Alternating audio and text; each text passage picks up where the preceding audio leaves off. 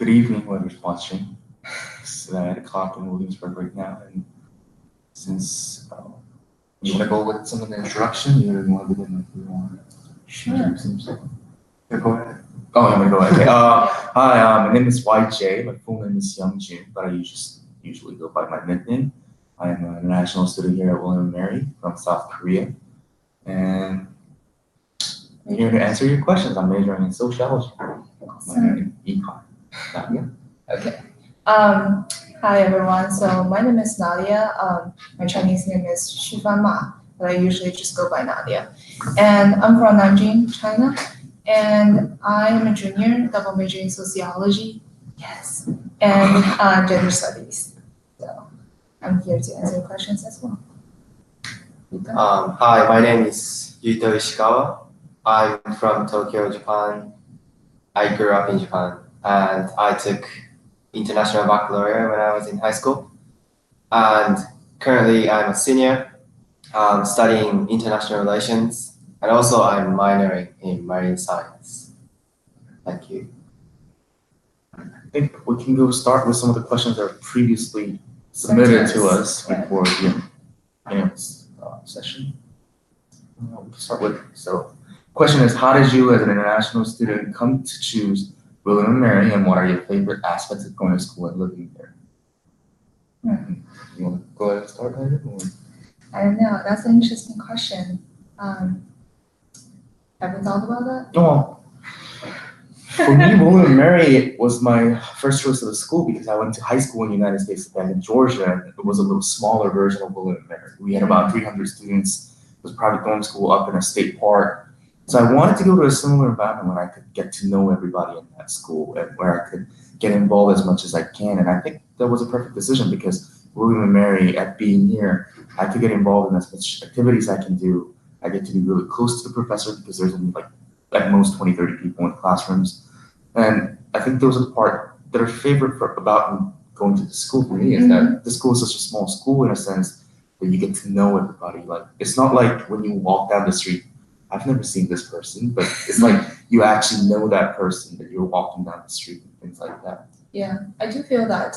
I also really like the aspect of like the small class size here, just because you get to like have a lot of discussions and like personal contribution to the class, which is really great to me. And also, as you said, you can have like a lot of connections to the professors, which I also love.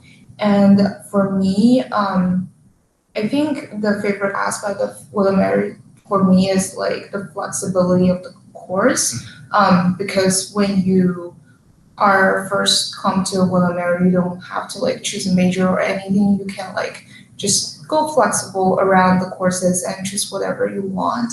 And I think that's probably my best experience here, and I really love it. And I took a lot of course from like a lot of different disciplines, and that's interesting. Yeah, one of the biggest reason I chose William and Mary at the end is the people. So like I visited the campus in April for the admitted students day, and everyone was very welcoming. So I thought, as an international student, I don't know anything about the life in America. So if I need any help, everyone is willing to help me if I ask questions. So I thought William and Mary community will be a good environment for me to start my 4 years of college in the United States. And also, as an international relations major, I now feel that William and Mary is really, really good at international relations program.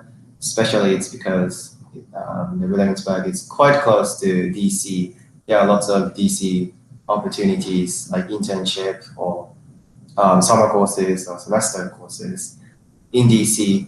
And also there are a lot of networking sessions of professors or very experienced teaching and also getting involved in the policy making process in the United States. And also the IR program I really emphasizes like interdisciplinary aspect. So we don't only study politics, but we also study econ, history. So I also like that kind of liberal arts aspect of William and Mary. Yeah, true. Lower arts aspect. Okay, shall we go to the next question?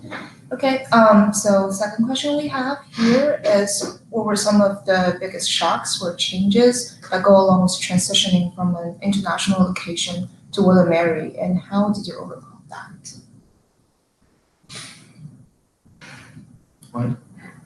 For me, it was two things. So one of the things was the cultural thing and the legal thing. Mhm. So I know many of you were excited if you were coming from East Asia, things like that. But American legal age of drinking is 21. Unfortunately, That's if true. you come to William and Mary as a freshman, you are not legally allowed to take drugs. Of course, you're always not legally allowed to take drugs, but alcohol. So for me, as someone who grew up in Korea and looking forward to have that college, fun life, party scenes and everything, I didn't actually participate. No, I think that was one of the things where like I can get caught by police by drinking outside and things like that. It's one of the most cultural That's things. really Yeah. And Yeah. how did I overcome it? Well, for me, I dropped out of college after freshman to go to military and then come back in 2 years. So after I come back as a sophomore, I was okay. But the only way to overcome is wait when you get there. For Japanese, it's 20, so it's only a year difference. So Oh, maybe not that different. I think for us, 18 in Korea, 18 or yeah, 19 it's in the same. Like the official age is 18. That is definitely a shock. I guess the biggest, I wouldn't say shock, but just like a very large change for me is, like coming from, because we all live with our parents in China, and most of us are probably like the only child in the family. So transitioning from that kind of like lifestyle to like a dorm live-in style is really different for me, and yeah, it's just like getting used to like living collectively with your like friends and just like roommates. It's quite different. Like like two people live in the same room and you gotta like get used to like each other's habits, like sleeping like hours, those kind of things. It's really something about like communication skills and interpersonal skills. I think it's a good practice, but it might take some time to like just get used to your roommate. Yeah, but that's also like a fun experience and process. I think to add to that, if you leave your room and come back, it doesn't get cleaned by your mother. There's no magical elf that cleans your room. That's one of the things. Yeah, really. Eventually learn how to do everything by my own, and you'll get there. Yeah, I think the biggest change I had is I'm responsible for everything in my life, basically almost.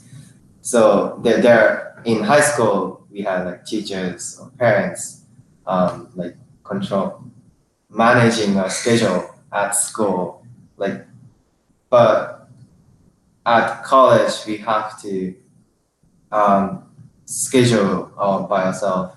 We have to manage when we do studying like schoolwork or when we go out for fun, or everything is responsible by ourselves. So I think that's the biggest difference, and by doing so we get to be more independent, I think. Yeah, I can also add to that because you're basically in a totally new environment, and there are just so many aspects besides like study that you need to care about in your life. Like for example, when I come to the United States, I don't have like a bank account, those kind of stuff, and I haven't like really opened a bank account for myself even in China. So that's like a whole new experience for me here for the first time. And I do think there are some like small like things in your life you need to care about, like driver's license, bank account, those kind of stuff. But I think you do have like a lot of resources here that you can go to. For example, like the international student orientation.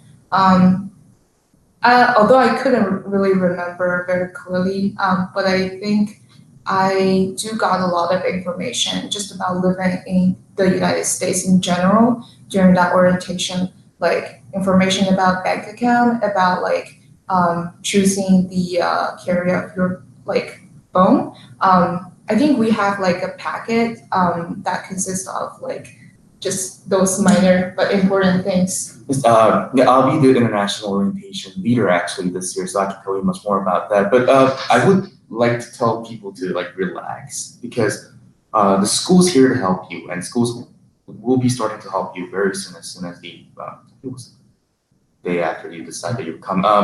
The summer orientation that we do online with people are very helpful in a sense that they slowly and gradually make you adjust to the changes that you're going to be doing. They're expecting that you're going to go through some difficulties, and they know some of those difficulties, and they're going to get to assist you. There are different programs that you could do if you're worried about different things. Like, for instance, if you're really worried about your language skills before you ever come to Mary, to the United States, there's a program called BCPP by Reef Center. You'll probably get an email soon where you get partner with a native speaker, and then you get to have like a hour a week or so of a conversation through Skype or WeChat Live or things like that, a video chat and things like that. So there are a lot of opportunities out there that are given by the school for you to get adjusted to this environment really fast. So I would tell you to be really just relaxed and things like that. And like Nadia just said, the international orientation is packed with programs for you to get adjusted. So we have like a bank coming in. I know a lot of students are like asking, what do? I don't have a bank account. Don't worry, your second day, the banks around here is going to come here and ask you to sign up and make a card, make a bank account. We're going to have some of the phone companies to come here and give you the SIM card. So if you really want to get your phones really fast, I'd suggest you bring a phone from your country, and if you can just buy the SIM card, and that's also a lot of people choose to do without buying a brand new phone out of here. It's also a big money issue. Right. We're going to have a time for the families who come with you. If you're planning on coming with your parents, we're going to have those network meetings as well. We're going to feed you. We're going to help you move. We're going to take you to Target to buy bed sheet, pillows, pencils, pens. So don't worry too much. When you get here, we have all those people who are going to take care of you. We're not going to just out on your own and do it yourself. We're not going to do that. So just relax and we'll get it. Next question. Yeah. If you want to read this one, then right here. That's The interesting. third one. What was your favorite freshman class and experience at William & Mary, and why? It's 4 years ago. Where do you go with the experience first? One class that I think I can introduce about freshman seminar. The curriculum may change, but like everyone has to take freshman seminar, and I took freshman seminar in international politics. It was only 15 freshman students and one professor meet up every 2 days every week, and we basically like have discussion for the entire class based on the readings we did, and also we had several writing assignments that helps you to be more trained for the college level writing, and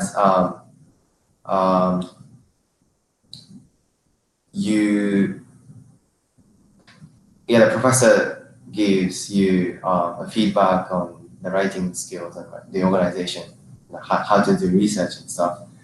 So that basically trained me how to be successful in the college level writing in basically like IR class or other subjects and stuff. So that was very good experience. Right.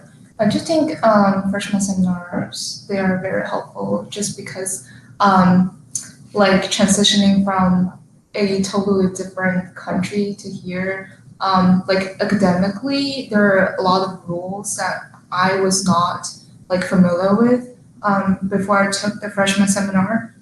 Excuse me. Like for example, the citation styles. the ASA, MLA, those kind of citations, and just simply like some information about like not to be like plagiarism. I think those are very important things that you might not be able to learn when you are still like in your hometown. And I think freshman seminars, they do a good job like introducing all those things academically that you need to pay attention to here. And yeah, I think that's really important. And also, I think freshman seminars are also like an introduction to the class style here. It's also heavily discussion based and sometimes writing intensive. That's true. But I think it's a nice like introduction to what you're going to face like in the next 4 years. I think it's a really great introductory class for you to take. You are required to take one of the freshman seminar class. And for me, the freshman seminar class that I took back in 2013, I took 5 of this class, the same professor, Professor Saporito, sociology department. So yeah, you get to be in that situation. And Nadia's perfectly right. You get to introduce the general expectations that you have from professors for freshman seminar, from writing to discussion to reading and things like that. And for me, I very much enjoyed it. That's probably why I'm taking 5 of these other classes. So you will love it. There are a lot of choices by department, and if you have specific interest in some sort of field already, then you can choose to take one of those freshman seminar classes, and it's a great experience.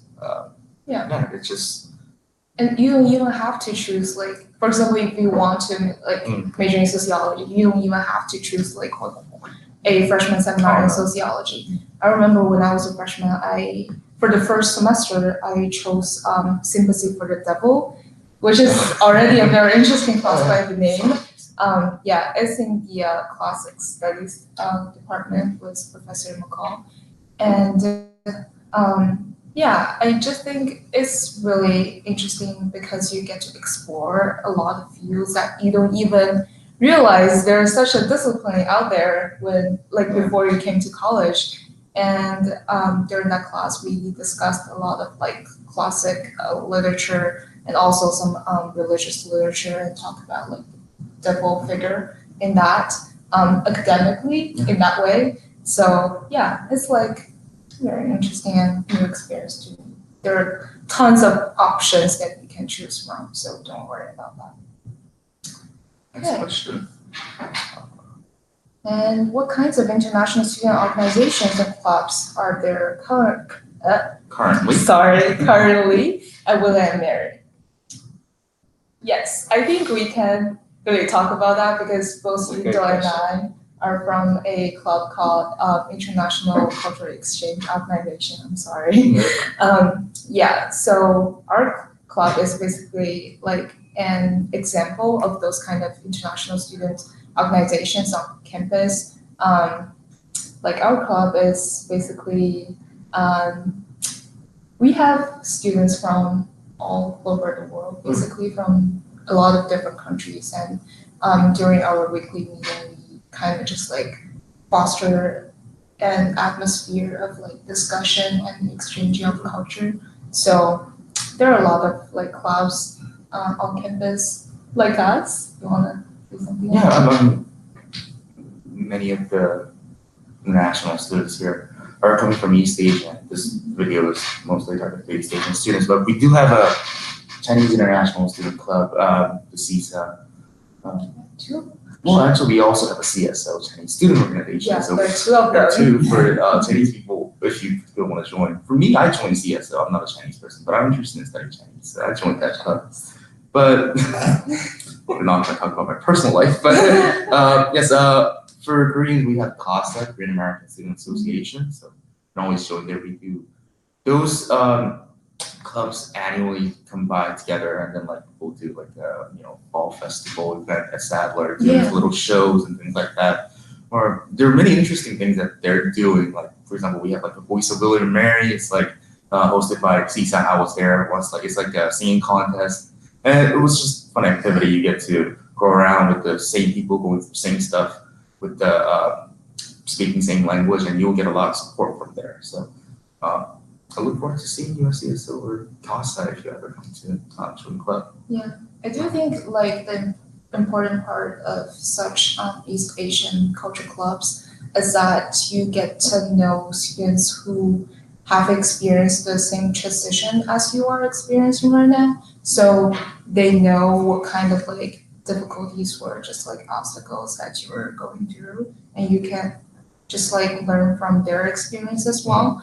And also, I think a lot of the clubs, as you said, they have like their annual show during Yes. our like traditional festivals, which are a good way to deal with nostalgia sometimes. And also, they have some trips, for example, to like Virginia Beach. I know CSO does that. Yeah, Like annual dim sum morning. Yeah, dim sum trip. Always great. And also they have trips to like Mars. I think some of them do, but I'm not super sure.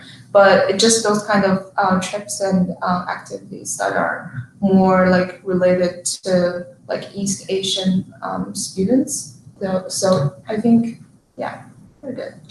For Japanese community, there is Japanese Culture Association, but there are only 1 or 2 Japanese international students in the entire campus. So if you choose to be at William & Mary, you basically you don't need to be with Japanese students, and you'll be probably experiencing very American culture and lifestyle. And also at the business school, there are several, maybe like 10 or 12 Japanese students who are funded by their companies to study at the MBA program. So you also get to know some of the adults people who are more experienced with the society, and Some networking. yes, Yeah, it very helps to do job hunting in the future. Yeah. And then Oh, no, go ahead. I think a great thing about those culture clubs are that they're never exclusive just to the international students. So you also have people who are Americans, who are like from other different countries, come to the organization just to learn more about probably your culture. So I think it's really important just to have like an open environment that is welcoming to everybody. And I think it's just really interesting that you can get this environment of like cultural exchanging in each of those culture clubs, because you basically have all kinds of people, and that's great. One of the things in college that you get to meet people from a very diverse and different backgrounds, and those culture clubs bring them together by interest. So it's a great thing. I think Nadia just mentioned something about EMAR, so I think we can move on to the other question that I just discussed. We've already answered most of the questions that we expected to be getting in from you guys, but one of the things like, what do you do when you miss your culture? What do you do when you miss the home? And Nadia mentioned something about EMAR. EMAR is a nearby about 30 minutes drive from here, and it's the biggest international, mostly Asian market. It's the closest one. Right. And don't worry if you don't have a car. Don't worry you don't have to pay taxi or Uber to go there. The Greek Center actually holds once a month a trip. So if you sign up for it, they give you a big van and a driver that will drive you there, and then you can actually your time there, buy a lot of stuff. For me, when I was freshman, I bought a lot of dumplings and ramen noodles out of it. Just put them in the put them in the freezer. fridge. Whenever I feel like going to eat at school on campus, but I have no car to go outside, I'll be like, you know what, I'll just put some dumplings out. That's true. That's what I've been doing. So we also have some nearby East Asian restaurants as well. True. We have a Peter Chan. We have like Korean food if you want it. We have Thai food if you want it. We have Japanese food if you want it. I'm not gonna say they're perfectly authentic from East Asia, but still we have it. I mean, you get the glimpse of a taste. So it's better than nothing. It is always better than nothing. One resource we can use is language houses. Mm. For example, for Chinese and Japanese, there are language houses. So like one floor is specifically dedicated for those who are interested in that, like Chinese culture or Japanese culture. And they have like cooking nights or movie nights. So you get to if you feel like eating the real food, I think that those are like a good resource. And there are always the native speaking tutor living in the house. So that's another good way to. Yeah. Yeah. I think language house is a very important resource on campus, and you can get to choose to live in different language houses. I think after freshman, because you have to live in the freshman dormitory first year, but then you get to choose. And basically, you can just like choose any language house as long as you have an interest in that culture / language. I used to live in the French house during my sophomore year because I'm learning French slowly right now, and I think that's a great experience because as you just said, we had a lot of like different activities, even like on daily basis because the French house also need to provide activities for those French learners. So we have cooking class, movie night, karaoke, a lot of things like that. And if you are like say willing to like just introduce your culture to other like students from America or like different places, you are also like welcome to like live it. For example, if you're Chinese, you want to live in the Chinese house, that's totally like fine because you get the chance to like introduce your culture to others. And I know a lot of students who have done that, and it worked pretty well. For Koreans, doesn't have a language house, unfortunately. You can always come to me and say, I saw a YouTube live that you will cook for me, and I will cook for you. I can be proud to say within 10 mile radius, I'm the best cook.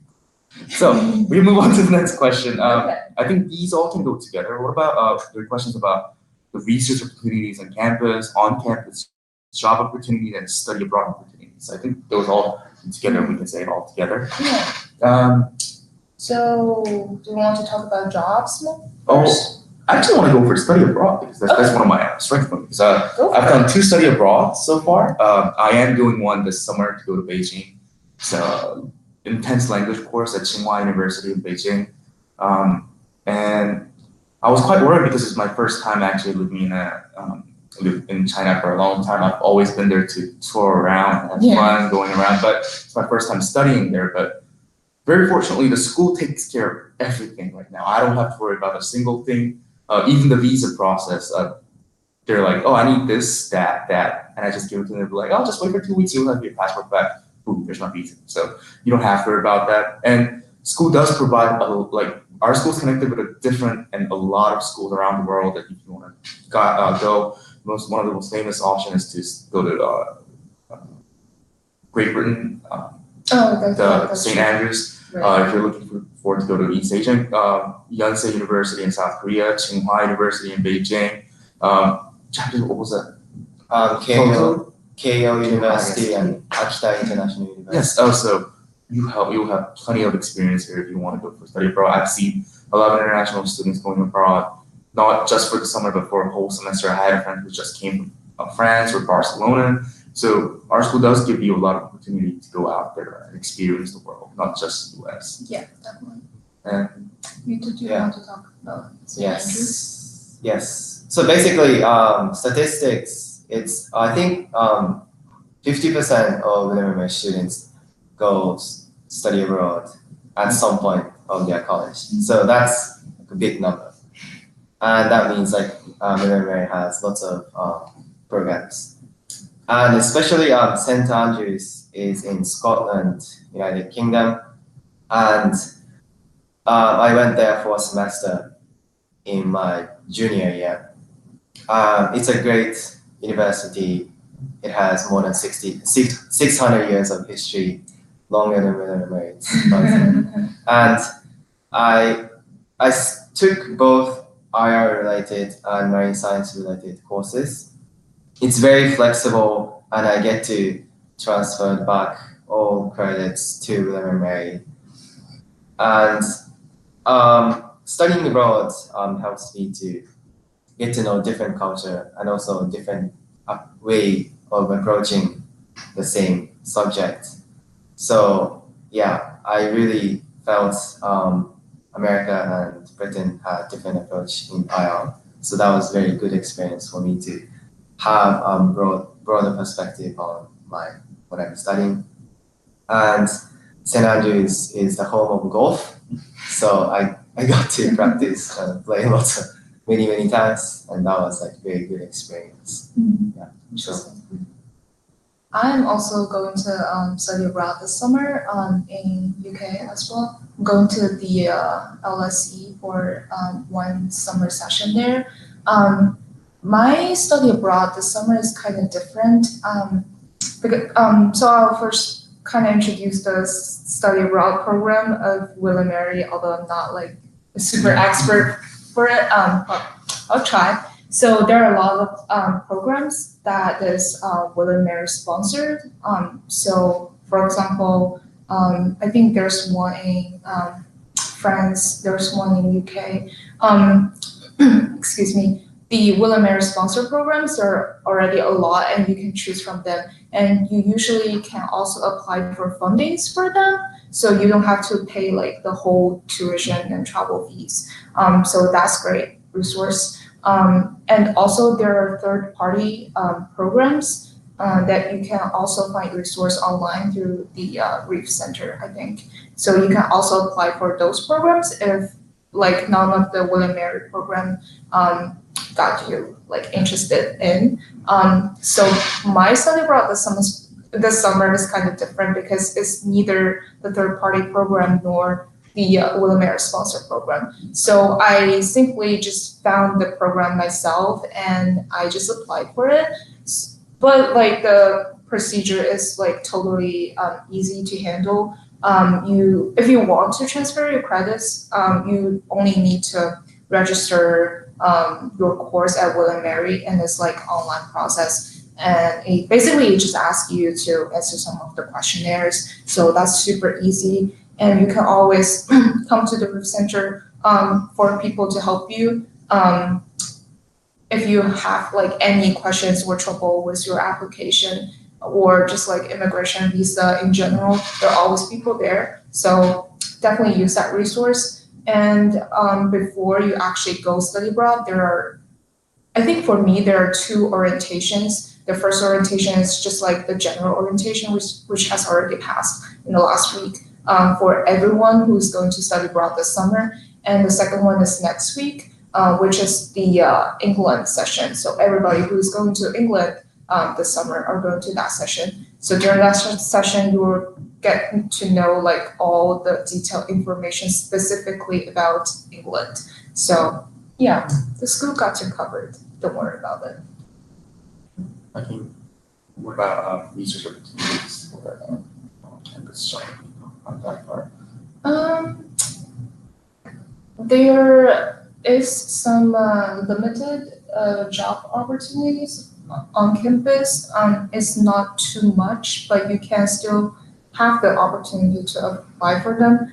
I think most of my friends who I know are working on campus, they applied for the jobs in Salar Center. Yeah.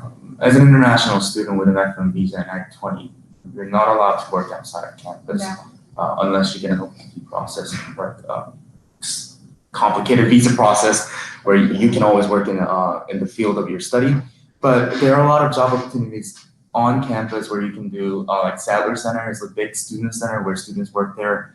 You can work in an information desk, you can work in a game room, you could work as a dining staff, or some other, it goes along with the research opportunities, but some departments have lab on their own, and if you are close with the professors there, they could always hire you and you get paid and still work there. So my friend's actually working under the Department of Computer Science, which is one of the most famous major of international students. And she's working there as a lab assistant. She's getting paid and she's working about 6 hours a week. And there's your job opportunity right there. So yeah, you have a lot of opportunity, as well as she's participating in research and things like that. So as long, like we've already said, there's 12, 13, 15 students in a classroom. Professors have all their things going on right now in their research. And they're always willing to include some of the undergraduate students who are interested in that field. And if you reach out, they'll be like, oh, I am doing such like this kind of a project right now. If you can help me with this, that'll be great. And then you'll be just part of that research. Right. And yeah, I know a couple of students who work in the bio labs. And also the psych labs, so they work and they get paid. That's a good way to have on-campus jobs. And also I know some of the students, in some departments, not all departments, they recruit students to be their TAs. So that's another resource that you can use if you feel confident in that course. Probably your professor is going to like looking for a TA. I know the Department of Economics, they hire TAs and it's paid, but as an international students, you might also want to consider being a TA for example, for Chinese or for Japanese. Unfortunately, they're not paid. But Is they it- get a credit, one. Yeah, they get credit for it. They get credit for Credit it. is worth money. Yeah, It is I worth it. right. I was not paid, but it's still a great experience. I would definitely recommend. Yeah. We can talk about like scholarships, fellowships, honors, this kind of stuff. Well, I think we more focus on research, right? So Yeah, maybe, like research funds. Excuse me.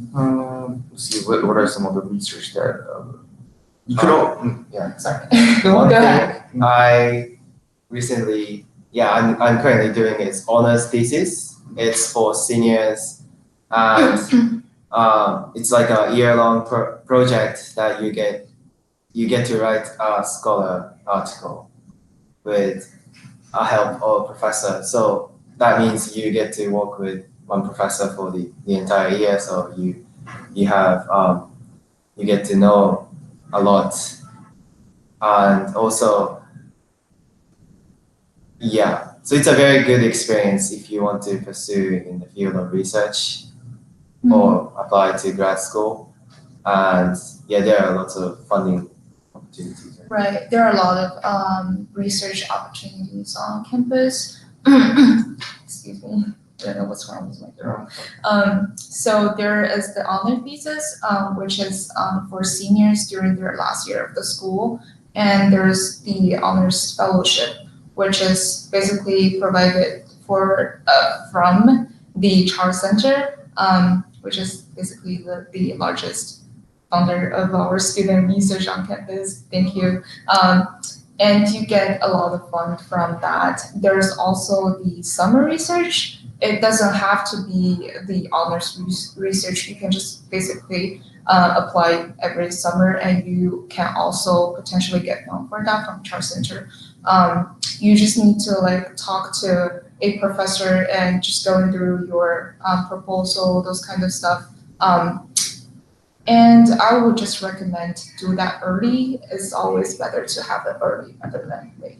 And there are also opportunities for independent research in different departments. I'm not super sure about other departments, but in sociology, you have the chance to just develop your own kind of like syllabus, curriculum, those kind of stuff. Yeah, self-design class basically. So you'll spend a entire semester working on the topic that you picked and discuss with your professor in ahead of time. And then, depends on different projects, you might end up with like writing a paper or doing some kind of projects. So overall, if you're a student in William & Mary who wants to participate in a research or wants to go through a research, you are perfectly fine. You will get there and you will do it. There's almost everyone does it. You can also just do the research with your professor. There might be some ongoing researches that you can just participate in.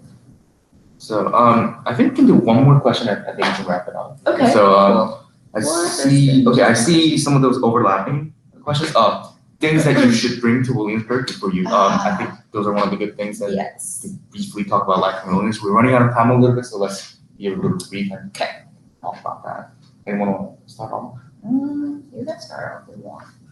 Well, all right. Things that I bring from South Korea when I come here is that, things that I first chose to bring when I was a freshman. I thought I was going on a fashion show. If I think about that, like it's like several packages of clothing, and by the end of the year, I'm just wearing a hoodie and a patch for the whole semester. So don't do that. Of course, I'm not gonna say like judge you for fashion and things like that, but carrying things are very necessity to living, basic livings for me. Lotions that for some reason the lotion that I use, I have a very sensitive skin and things like that are not sold in the United States, and things like that actually matter if you are looking for it. I've seen some students who are doing exchange program bringing a rice cooker back from home. Don't do that. You'll get that from Amazon. So Yeah. you can also get It's a potato too rice. heavy. But I would like to say there's an old Korean saying it's a world occupied by people. We are the same people in America. You're also people in Asia. Whatever you're looking for in Asia, you will get here. And with the internet going on and international packaging and things like that, don't worry about not getting stuff that you want. And don't be so worried that you have to pick everything from your home. Right. Bring a family photo, whether it is in form of computer visual file or not. Bring a family photo. You're gonna need that. When I first came here, I remember that I brought a lot of like bedding, those kind of stuff, which is totally unnecessary. Like we had the trip to Target, and basically you can get everything from that, and you just don't need to bring all those stuff all the way from your hometown.